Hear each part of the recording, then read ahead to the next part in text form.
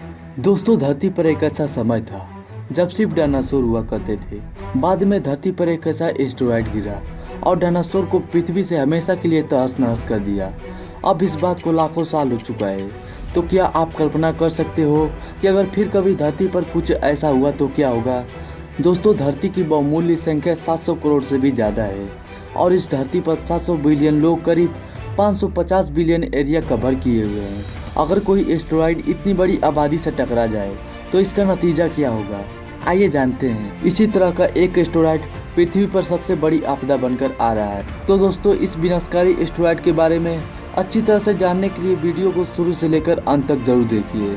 वैज्ञानिकों के अभी तक के अनुमान के मुताबिक साल 2040 तक धरती पर सबसे भयानक एनिसेडी का एस्टेरॉयड टकराने वाला है।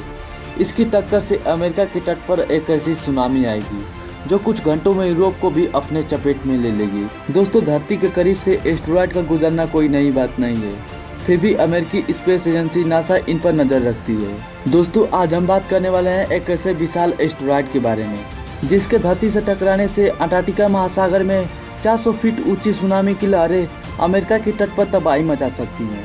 इस एस्टेरॉयड की चौड़ाई की बात करें तो यह एस्टेरॉयड 1 किलोमीटर में फैला हुआ है, जिसे PHS श्रेणी में रखा गया है।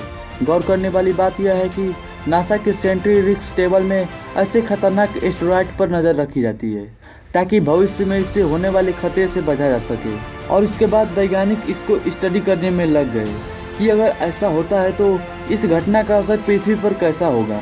अभी तक के वैज्ञानिकों के अनुमान के मुताबिक यह एस्टेरॉयड 15 मार्च 2035 में धरती के इतने करीब आएगा कि टक्कर की संभावना पैदा होगी। हालांकि इसकी संभावना बेहद ही कम है, लेकिन डायनासोर के काल में इतने विशाल एस्टेरॉयड की टक्कर धरती से हुई है, इसलिए वैज्ञानिक इसे स्टडी कर रहे हैं।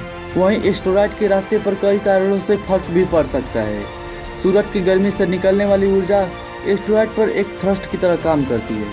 क्या होगा दोस्तों जब यह एस्टेरॉयड धरती से टकराएगा? अगर यह एस्टेरॉयड वाकई धरती से टकराता है तो हो सकता है कि यह एस्टेरॉयड किसी महासागर में आ गिरे, क्योंकि पृथ्वी का सबसे बड़ा हिस्सा पानी ही है। University of California Santa cruise के वैज्ञानिकों ने एक कंप्यूटर सिमुलेटर के जरिए इस टक्कर का मॉडल तैयार किया है। उनके मुताबिक अगर यह एस्टेरॉयड अंटार्कटिका महासागर में गिरा तो 400 फीट ऊंची सुनामी की लहरें पैदा हो सकती है। अभी तक की जानकारी के मुताबिक यह अमेरिकी तट से करीब 360 मील दूर अंटार्कटिका महासागर में होगा। डॉक्टर वाट बताते हैं कि करीब 60,000 मेगाटन का एस्टेरॉयड टक्कर के बाद एक आग के गोले के रूप में बदल जाएगा और इसका प्रभाव इतना भयानक होगा कि 11 मील की चौड़ाई में महासागर के तले तक गड्ढा बन जाएगा। इस गड्ढे में जैसे जैसे पानी भरेगा उससे होने वाली रिंग्स हर दिशा में लहरें पैदा करेंगी। पहले यह लहरें छोटी छोटी होंगी और फिर 3 से 4 मिनट के अंतराल पर बेहद ही विशाल होती जाएंगी, यहाँ तक कि टक्कर के 2 घंटे बाद ये कॉपी कोट से कॉपी हटर तक 400 फीट ऊंची होकर और 4 घंटे बाद पूरे पूर्वी तट पर 200 फीट ऊंची होकर पहुंचेंगी। 8 घंटे बाद ये यूरोप तक पहुंच जाएंगे और इनकी ऊंचाई तब 30 से 40 फीट होगी।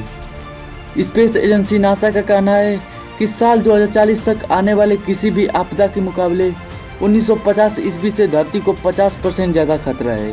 साल 2002 में नासा के वैज्ञानिकों ने पाया था कि इस एस्टेरॉयड के धरती से टकराने की संभावना 0.85 है। हालांकि समय के साथ यह खतरा कम होता पाया गया और साल 2015 में अपडेट किए हुए आकलन के मुताबिक इसके आने की संभावना 0.33 है।